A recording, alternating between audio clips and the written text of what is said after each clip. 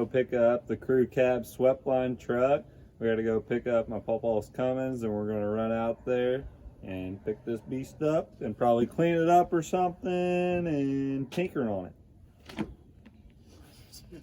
Well, my Pawpaw's not here yet for the truck, so here's his current project.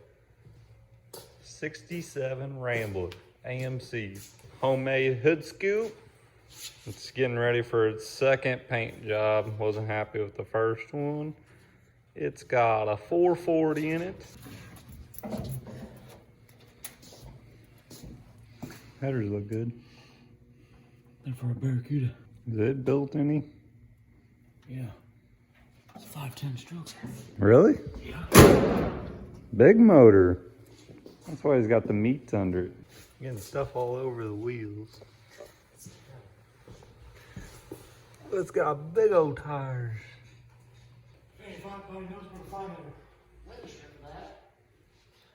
Can't find it on the eBay. Nope, nowhere. You're making for a hard top and not a 2-4 post. Now under there's a 26 Chrysler coupe. Now you all probably never seen one of these before. Super dusty right now. That also has a 440 in it. Super cool car. Over the years it just keeps getting more and more pinstriping. Hand carved wood top on it. That was all done with a chainsaw. Yeah, like I said, 26 Chrysler. Super nice. I don't remember what the Shotgun Lucy thing is, isn't that? Mom's. All this wood was hand done. Except steering wheel.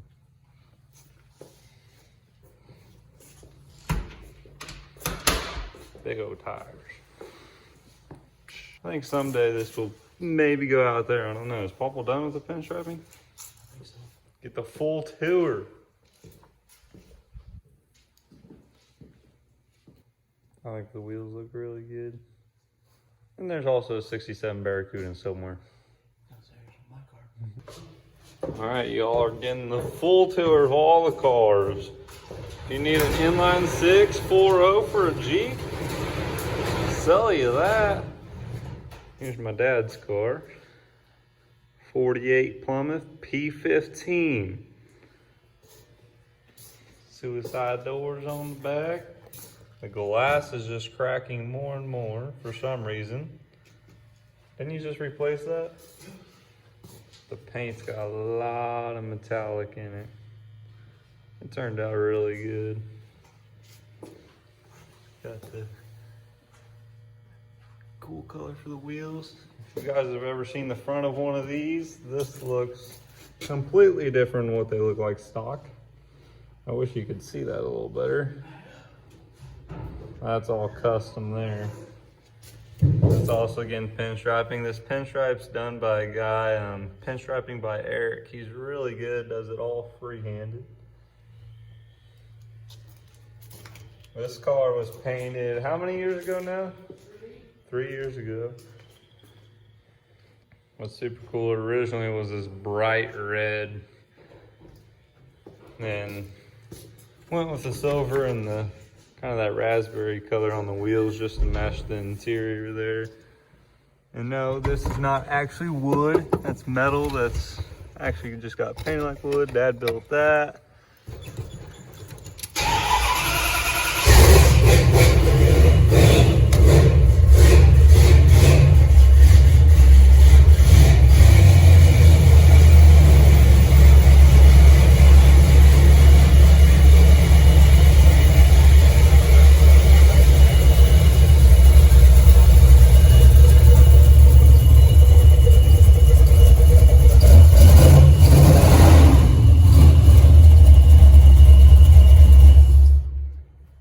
There's a better look at the front. That turned out really good though, compared to what they look like stock. And the front's more square there. This is a 318, right? 360. I thought it was 318. 360. all Mopars around here. It's shiny.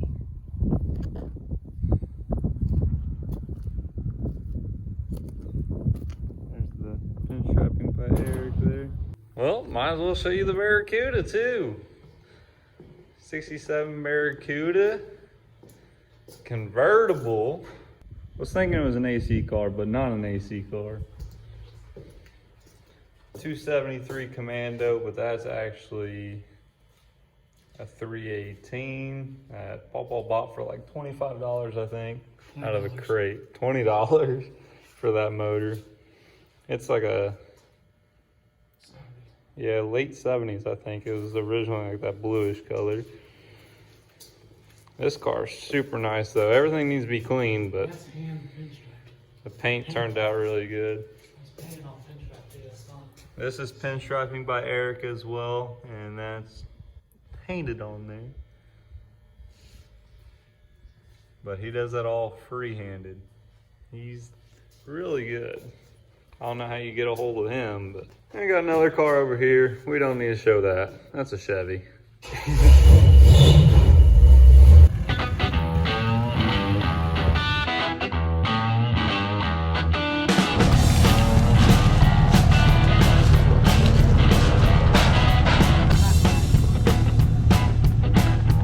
There's the beast.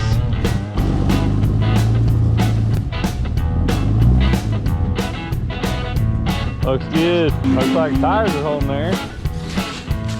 Yep.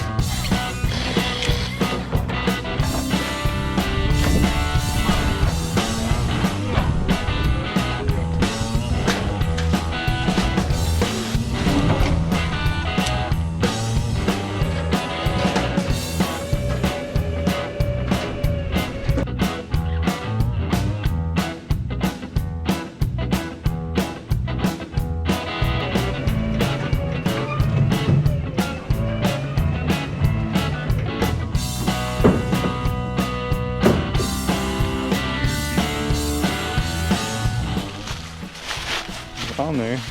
That ain't squatting the old Cummins too bad. My pawpaw doesn't know we're not returning the truck. I'm gonna take the Cummins out of here. Put in an old crew cab.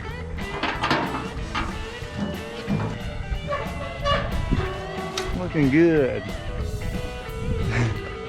That thing looks crazy up there. 4,400 pounds. 20 foot long. If y'all haven't seen the latest video of this thing, it's a 69 Dodge D-200 Camper Special Crew Cab. Make sure to subscribe to follow along on the short bed Sweptline build and this one next. The old school power steering for sale. Comment your bids. Let's have an auction. Holla like a minute 5.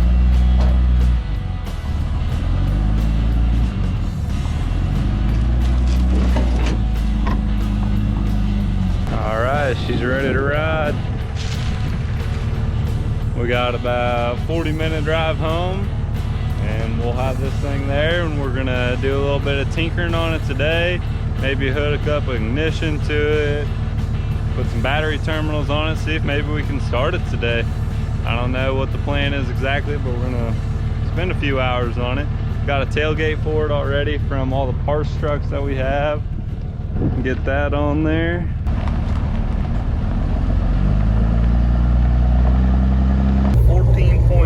Right now.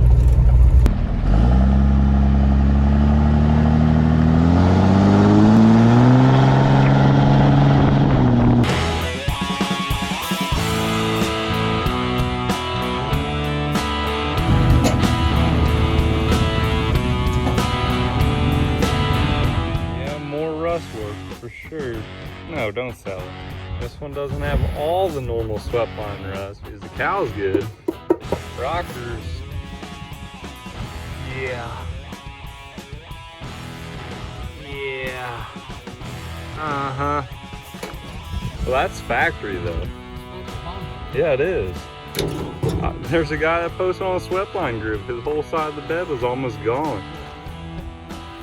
And we'll take the power washer to her and clean off all that 30 years of grime I think he wants power wash, it'll look cool. All that will come off. Oh yeah, it's gonna be pretty. Except that door. Bad boy's getting clean. Before and after right there.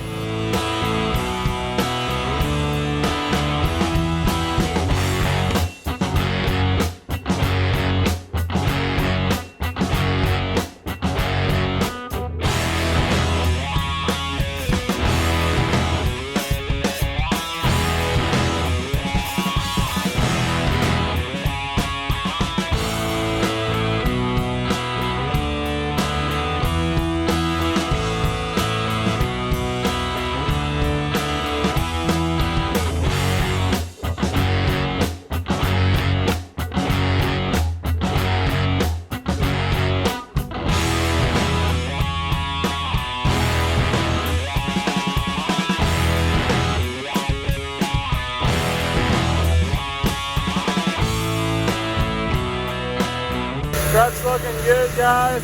I'm gonna try. Let me go in here. Sorry, that's super loud.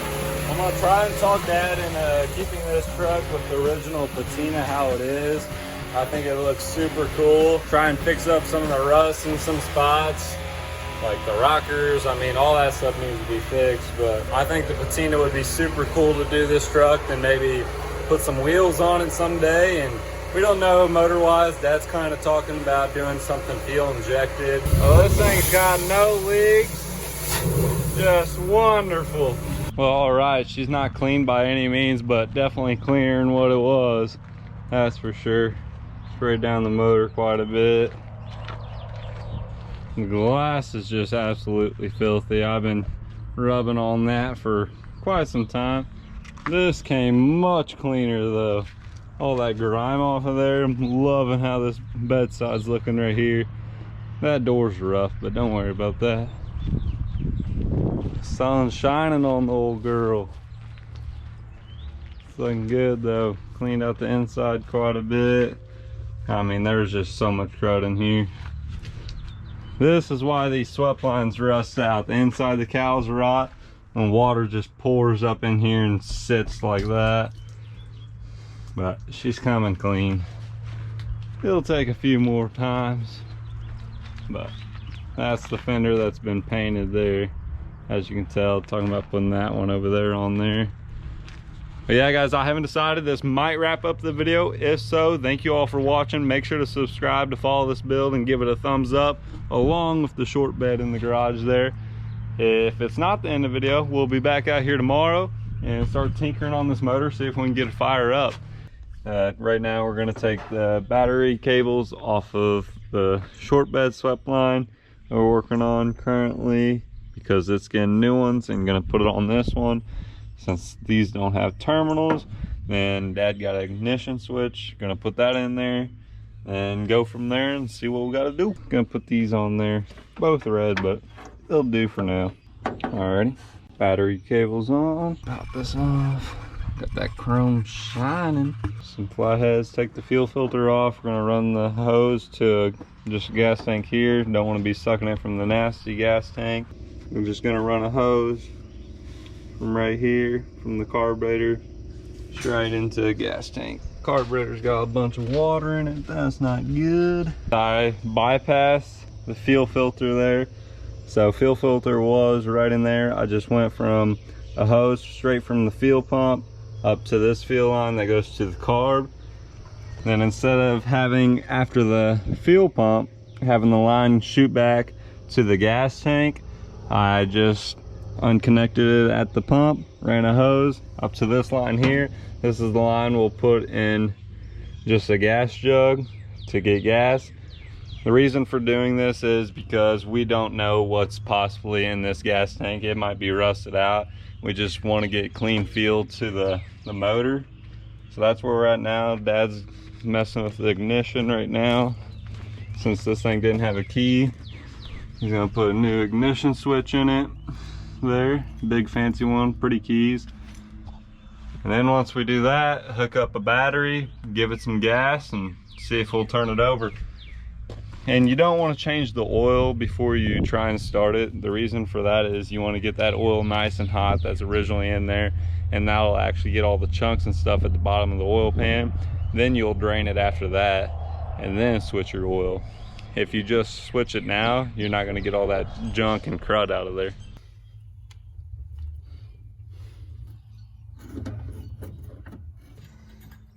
Open up the ashtray.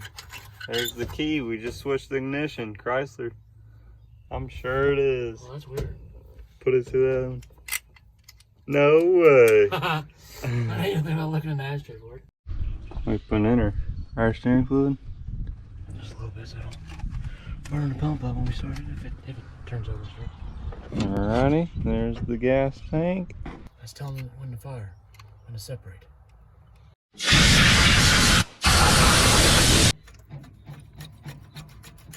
Just froze up on her. Get her and bump it over. Gonna give her a hammer turning it over.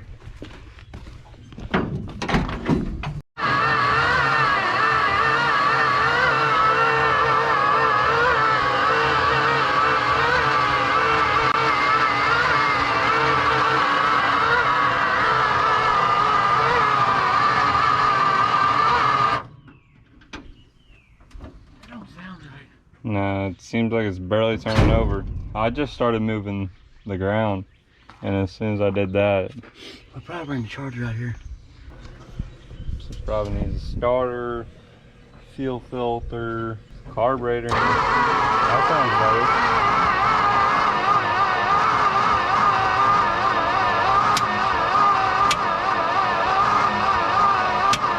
What is that? What is that? I don't know. Cracking and popping. What was? Something in there. Inside the motor? Sounded like it. Ooh.